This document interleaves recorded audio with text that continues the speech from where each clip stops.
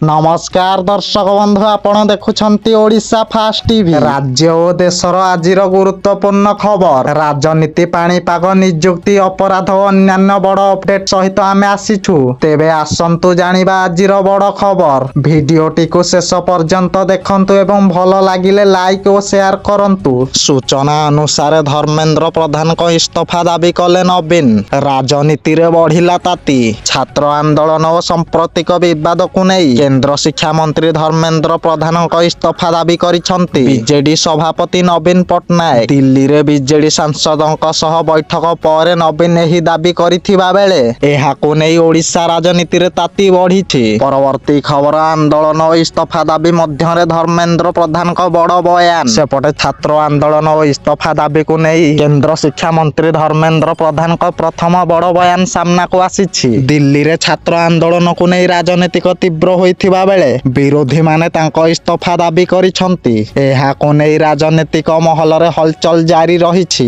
परवर्ती खबर लघुचाप प्रभाव रे पश्चिम ओडिशार 5 जिल्ला को ऑरेंज वार्निंग। सेपटे लघुचाप प्रभाव रे ओडिशा रे वर्षार प्रकोप बढ़िछि। पश्चिम ओडिशार 5टी जिल्ला को प्रबल वर्षा पाई ऑरेंज वार्निंग जारी करा जाइछि। अन्य केतेक जिल्ला रे मध्य भारी वर्षार संभावना रहिछि। लोकों को सतर्क रहिबा पाई पाणीपाग विभाग सूचना देइछि। परवर्ती खबर राज्य रे 4573 कोटीर पुंजी निवेश को मंजूरी। सृष्टि हेबो 22,000 रु अधिक चाकिरी। सेपटे ओडिशा रे 4573 कोटी टंकार 23टी शिल्प प्रकल्प को मंजूरी मिलिछि। राज्य रे 11टी जिल्ला रे एही प्रकल्प गुड़िक हेबो। एथिरु 22,873 टी नियुक्ति सुजोग सृष्टि हेबो। IT, green energy, textile, pharma, health care और पर्यटन भली क्षेत्र रे निवेश हेबो। परवर्ती खबर विक्रम मिशन रे बरगड़ पुओ शिवम को सफलता। सेपटे स्काई रूट एरोप्लेस रो विक्रम मिशन रे बरगड़ रो पुओ शिवम निज प्रतिभार परिचय दैछंती। भारतर प्रथम बेस सरकारी ऑर्बिटल रॉकेट विक्रम 1 सफलतार सह कक्षपथ रे पहुंचीछि। एही ऐतिहासिक मिशन रो टीम रे शिवम को अवदान ओडिशा पाई गर्वर विषय होईछि। परवर्ती खबर पाठ्य पुस्तक त्रुटि मामला रे क्राइम ब्रांच को बड़ सुराक। सेपटे ओडिशार पाठ्य पुस्तक त्रुटि मामला रे क्राइम ब्रांच को बड़ सुराक मिलिथिबा जणा पड़िछि। तदंत समय रे 2 जण प्रिंटिंग प्रेस मालिक राज्य बाहर को चली जाइथिबा सूचना मिलिछि। पाठ्य पुस्तक प्रस्तुति छापा और त्रुटि पछरे कहार भूमिका रहिछि से नै तदंत जोरदार होईछि। परवर्ती खबर 3 दिनिया ओडिशा गस्तरे आसीबे राष्ट्रपति। सेपटे राष्ट्रपति द्रौपदी मुर्मू आसंता अगस्त 3 रु 5 तारिख पर्यंत 3 दिनिया ओडिशा गस्तरे आसीबे। एही समय से भुवनेश्वर, कटक, ब्रह्मपुर और गंजामर तप्त पानी गस्त करिवार संभावना रहिछि। राष्ट्रपति गस्त पाई प्रस्तुति आरंभ होईछि। सेपटे हीराकुद जल भंडार जलस्तर बढ़िबा परे आउ 6टी गेट खोला जाइछि। फलरे मोट 20टी गेट देई बन्या जल निष्कासन हेउछि। उपर मुंडरे लगाण वर्षा जोगु जल प्रभाव बढ़िथिबारु एही पदक्षेप निया जाइछि। तलिया अंचलवासी को सतर्क रहिबाकु प्रशासन परामर्श देइछि। परवर्ती खबर अक्टोबर रु भोटर तालिका पाई घर को घर सर्वे। सेपटे आगामी पंचायत और पौर निर्वाचन को नजर रे रखी ओडिशा रे भोटर तालिका संशोधन हेबो। अक्टोबर 26 रु नवेम्बर 7 पर्यंत घर को घर बुली भोटर जांच करा जिवो। त्रुटि मुक्त भोटर तालिका प्रस्तुति पाई एही सर्वे करा जिवो। परवर्ती खबर 4,000 टंका लांच नहीं धरा पड़िले आरआई। सेपटे सुंदरगढ़ जिला कुआमुंडा तहसिल अधीन कलोसिहिरा सर्कल रो आरआई अनिता जेना 4,000 टंका लांच नहीं विजिलेंस हाथ रे धरा पड़िछंती। जमीर सीमा निर्धारण रिपोर्ट देबा पाई से लांच दाबी करिथिले। ट्राप पर तांको विरोध रे मामला रुजु होई तदंत जारी रहिछि। परवर्ती खबर राज्य रे 260 डेंगू रोगी चिन्हट।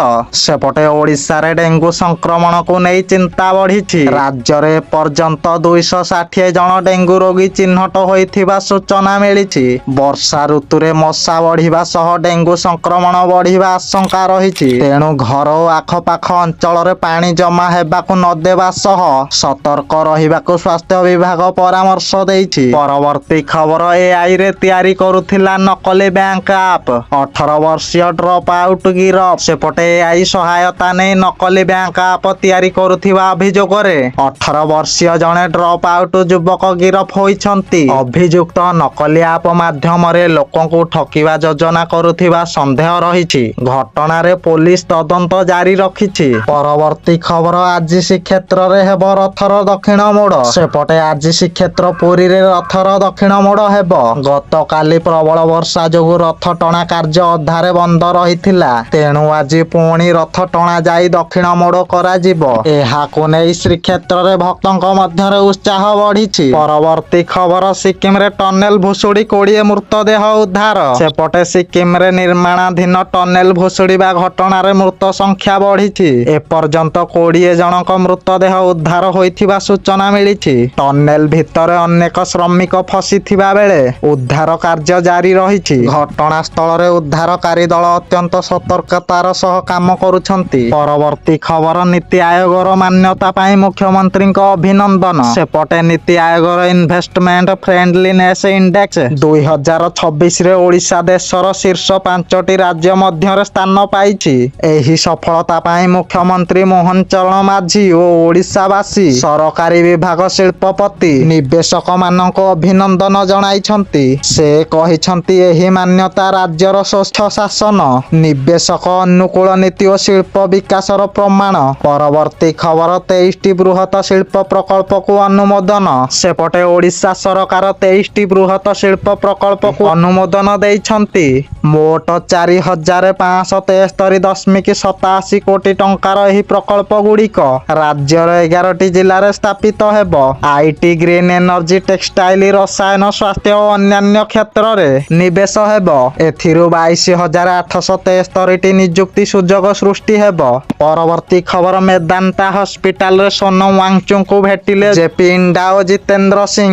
ସେପଟେ ସୋନମ ୱାଙ୍ଗଚୁକଙ୍କ ସ୍ୱାସ୍ଥ୍ୟ ଅବସ୍ଥା ଜାଣିବା ପାଇଁ କେନ୍ଦ୍ରମନ୍ତ୍ରୀ ଜେପି ନଡ୍ଡା ଓ ଜିତେନ୍ଦ୍ର ସିଂ ଗୁରୁଗ୍ରାମର ମେଦାନ୍ତା ହସ୍ପିଟାଲରେ ତାଙ୍କୁ ଭେଟିଛନ୍ତି। ଦିଲ୍ଲୀ ହାଇକୋର୍ଟ ନିର୍ଦ୍ଦେଶ ପରେ ୱାଙ୍ଗଚୁକଙ୍କୁ ସଫଦରଜଙ୍ଗ ହସ୍ପିଟାଲରୁ ମେଦାନ୍ତାକୁ ସ୍ଥାନାନ୍ତରିତ କରାଯାଇଥିଲା। ଅନିର୍ଦ୍ଦିଷ୍ଟକାଳୀନ ଅନଶନ ଜାରି ରଖିଥିବା ୱାଙ୍ଗଚୁକଙ୍କ ସ୍ୱାସ୍ଥ୍ୟ ଅବସ୍ଥାକୁ ନେଇ ମନ୍ତ୍ରୀ ଦ୍ୱୟ ଖବର ନେଇଛନ୍ତି। ପରବର୍ତ୍ତୀ ଖବର, ଭୋଟର ତାଲିକା ସଂଶୋଧନ ପାଇଁ ଅଗଷ୍ଟ 4 ଯାଏଁ ଦାବି ଓ ଆପତ୍ତି ଦାଖଲ। ସେପଟେ ଓଡ଼ିଶାରେ ଭୋଟର ତାଲିକା ସଂଶୋଧନ ପ୍ରକ୍ରିୟା ଜାରି ରହିଛି। ତାଲିକାରେ ନାମ ନଥିବା, ଭୁଲ ତଥ୍ୟ ଥିବା କି ଅନ୍ୟାନ୍ୟ ତ୍ରୁଟି ସମ୍ପର୍କରେ ଅଗଷ୍ଟ 4 ଯାଏଁ ଦାବି ଓ ଆପତ୍ତି କରାଯାଇପାରିବ। ତ୍ରୁଟିମୁକ୍ତ ଭୋଟର ତାଲିକା ପାଇଁ ନିର୍ବାଚନ ବିଭାଗ ପକ୍ଷରୁ ଏହି ପ୍ରକ୍ରିୟା ଚାଲିଛି।